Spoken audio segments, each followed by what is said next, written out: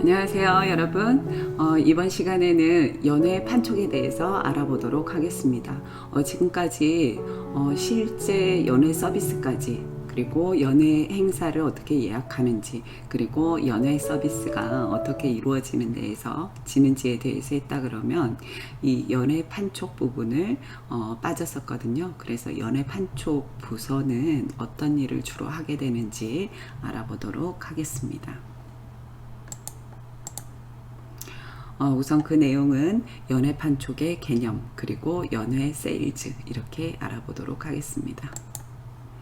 우선 연애 판촉의 개념을 보도록 할게요.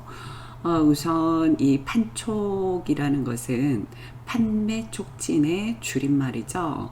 그래서 세일즈 프로모션이라고 할 수 있습니다. 그래서 판매 촉진의 줄임말이고요. 판촉의 의미를 보면은요, 이 판매할 상품이나 서비스에 대해서 소비자에게 유용한 정보를 제공을 하고, 커뮤니케이션을 원활하게 함으로써 누가요?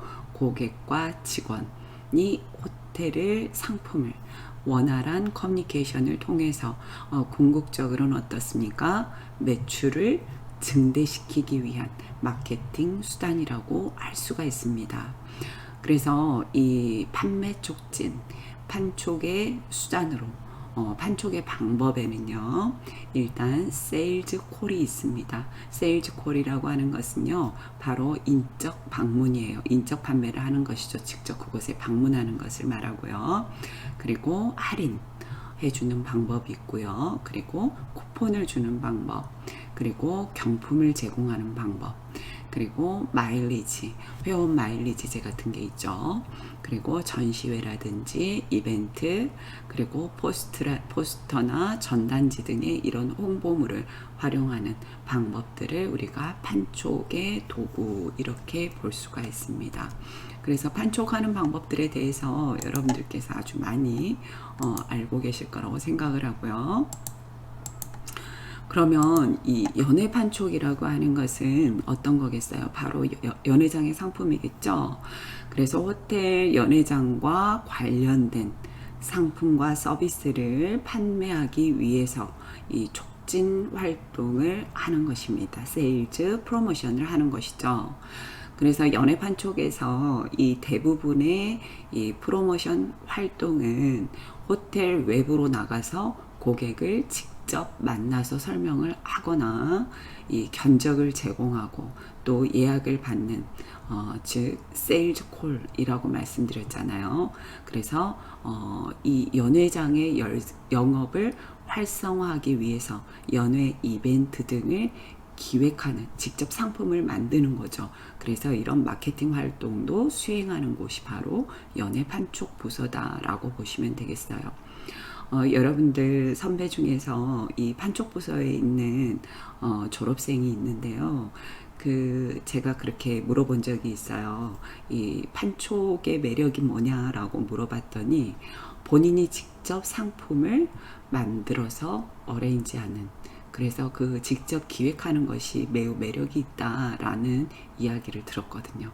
그래서 이 판촉 부서에 있는 사람들이 있는 상품을 가지고 나가서 판매하는 것보다 직접 기획해서 고객이 원하는 상품을 만드는 그러한 역할을 아주 크게 본인의 직무로 수행하고 있다라는 것을 알아두시면 되겠습니다.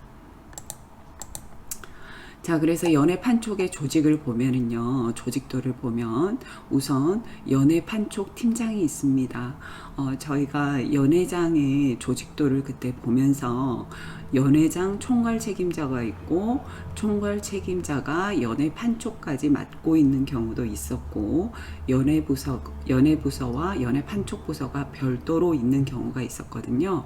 그래서 보통 대형 호텔에는 이 판촉 부서가, 연애 판촉 부서가 별도로 있습니다. 그런 경우에 연애 판촉 팀장이 있고 연애 판촉 사무원이 있어요.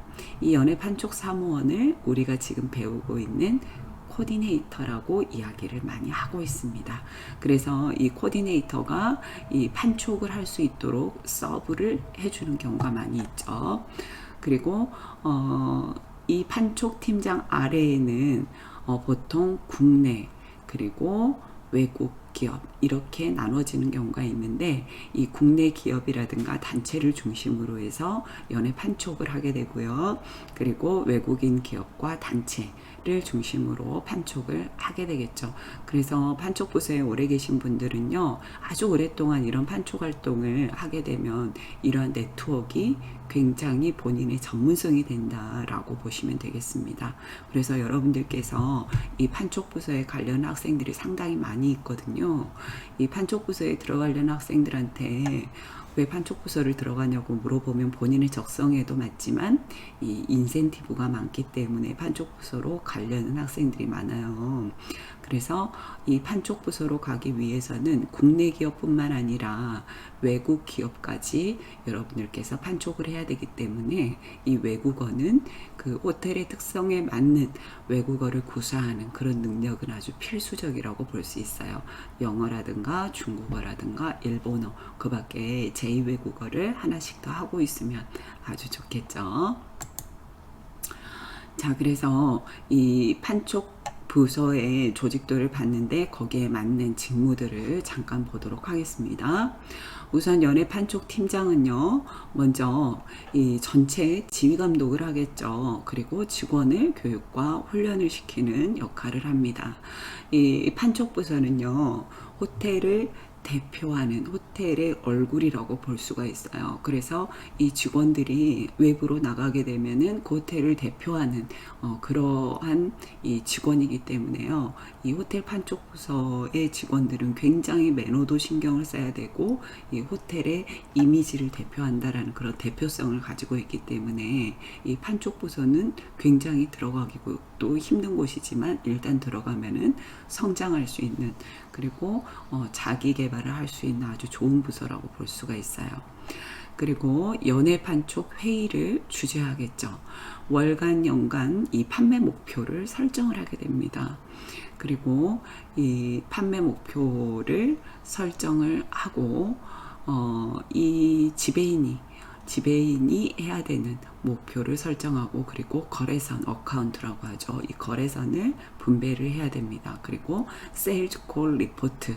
그래서 오늘 어떤 일을 할 것인가. 그래서 어떤 직원들은 이 판촉 부서에 가서 정말 너무 한가하다 하는 사람들도 있고요. 이 판촉 부서에 가서 대부분 자기 스스로 해야 되는 역할들이 아주 많아요. 자기 스스로 새로운 곳을 개척하고 이런 노력들을 하게 되면 나중에 본인의 실적이 되는 거거든요.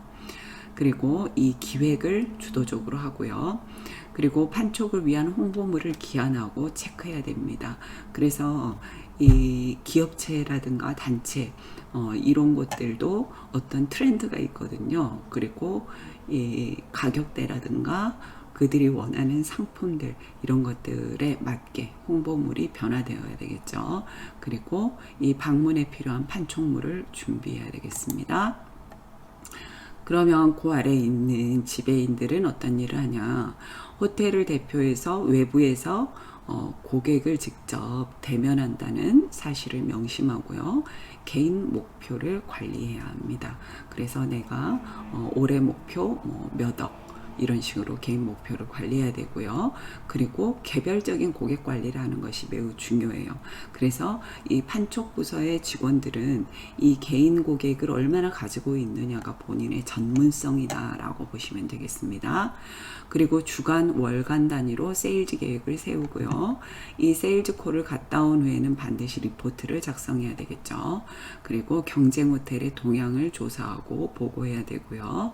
호텔 외부에서 접촉한 고객이 호텔을 방문할 때는 이 컨택을 해서 상담하고 안내를 해야 됩니다.